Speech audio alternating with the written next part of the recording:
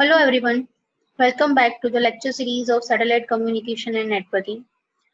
Myself Shefa Shah and I'm going to start with the new unit in Satellite Communication and Networking, that is Satellite in Networks.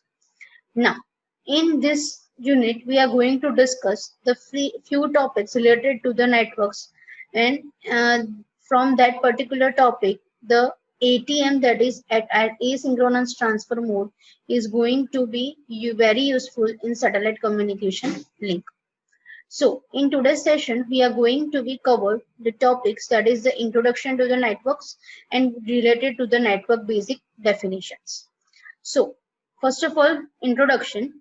So the word network has a variety of meanings. For example, in electrical circuit, a network is an interconnection of two or more circuit elements, such as it consists of resistors, capacitors, inductors, amplifiers, filters, oscillators, and so on.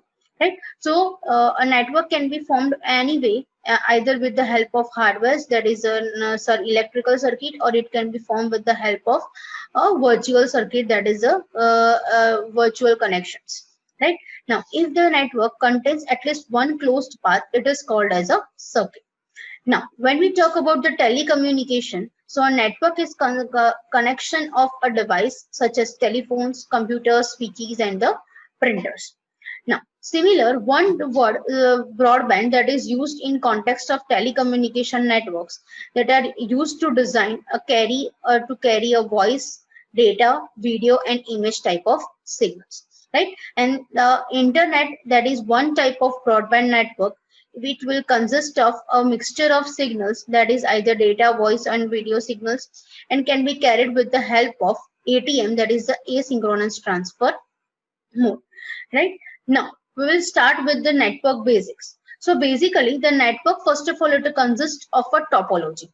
So what does a topology means? So topology of a network refers to the way in which the network devices are connected.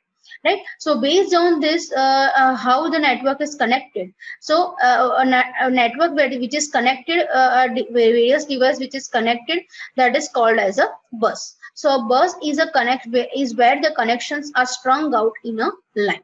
So when we talk about the topologies, there are various topologies, such as it is a bus topology, star topology, ring topology, mesh topology, right? Out of which a star topology is a number of connections radiated out from a hub. And a ring topology is where the connection forms a ring, so the starting and ending at the same point, and the network device are connected on the spurs of the ring, that means at the node of the ring.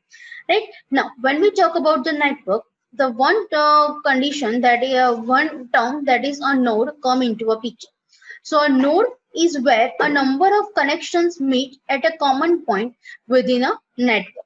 Right? And there are two nodes. First, that is a terminal node, and second, that is a communication.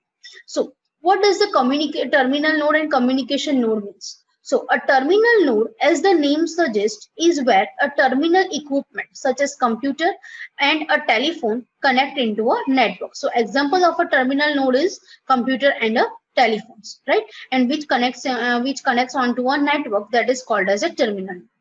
Whereas when we talk about the communication node, so communication node are the nodes within the network with where various switching and routing functions are carried out. Right? So nodes are in general a complex structure, and in order to ensure the smooth flow of the information through the node, the equipment at the node must be operate as per predefined rules, which is called as a protocol.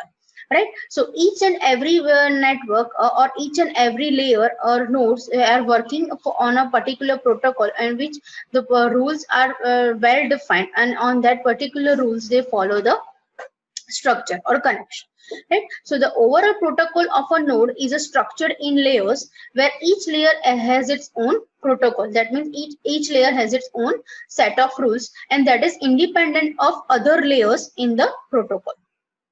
Now, so here we will take an example related how two layers can be connected with the help of a protocol.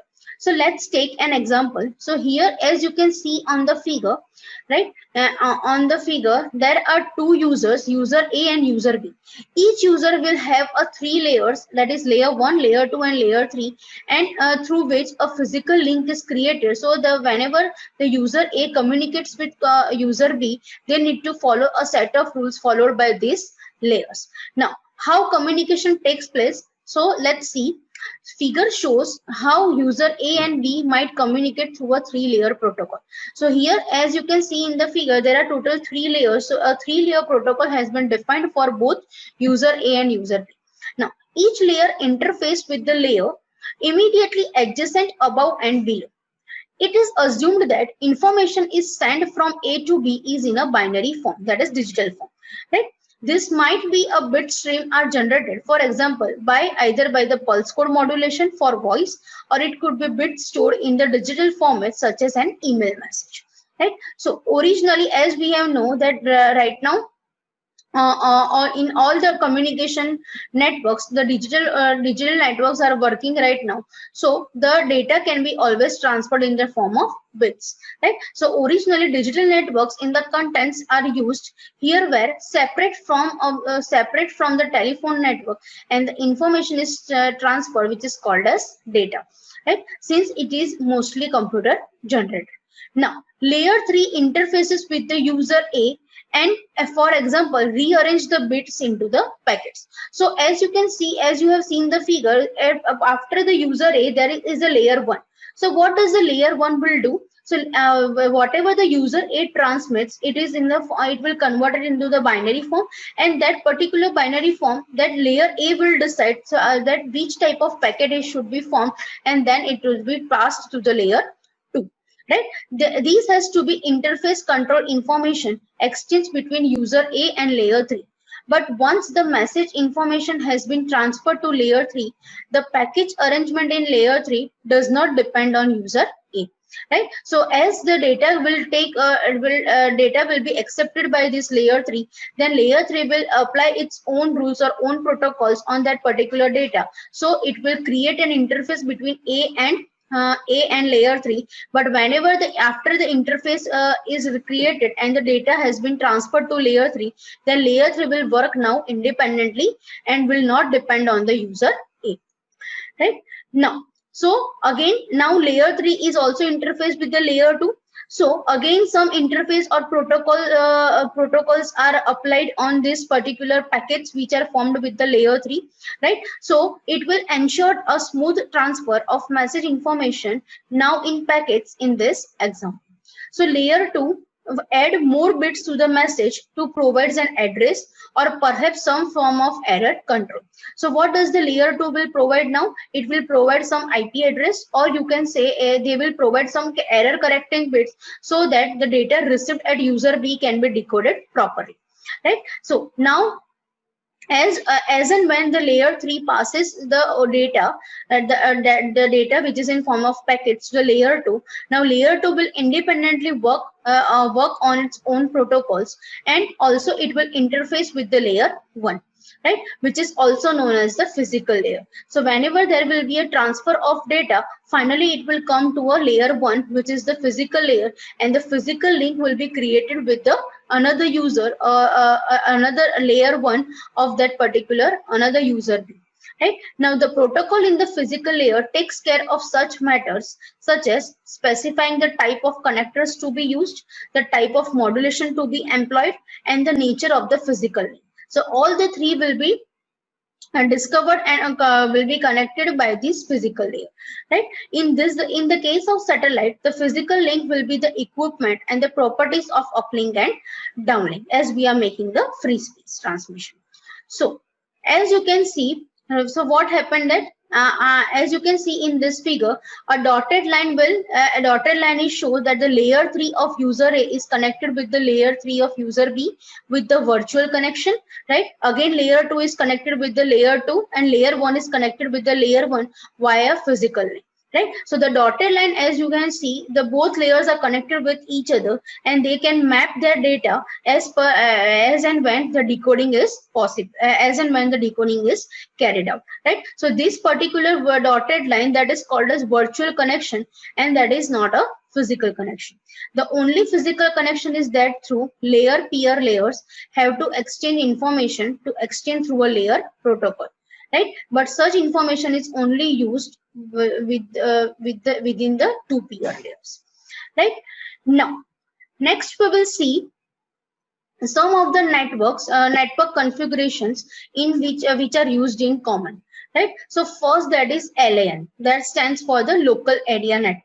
So what is the function of local area network? So network connects devices that are close geographically, for example in the same building, right? So as we talk that in a computer lab, right, in our college, in our computer lab, all the PCs are connected with the help of LAN connection, right? So it will connect the device which are very close and which are mounted the geographically. Then second, that is wide area network, that is WAN. So it will connect the device that are well separated geographically. For example, long distance telephone or radio may have used for this connection. So these are the examples for the wide area network. Now, third, that is the MAN, that is metropolitan area network. So it is designed used for the particular a whole town or a whole city, right?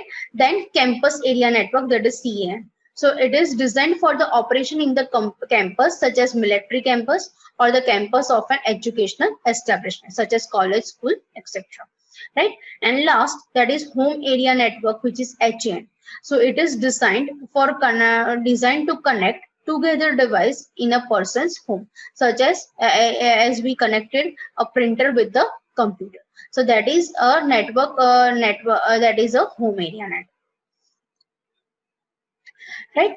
Now, when we talk about this network, so information can be transferred in two ways through a network. First, that is the connection oriented, and second, that is the connection less oriented.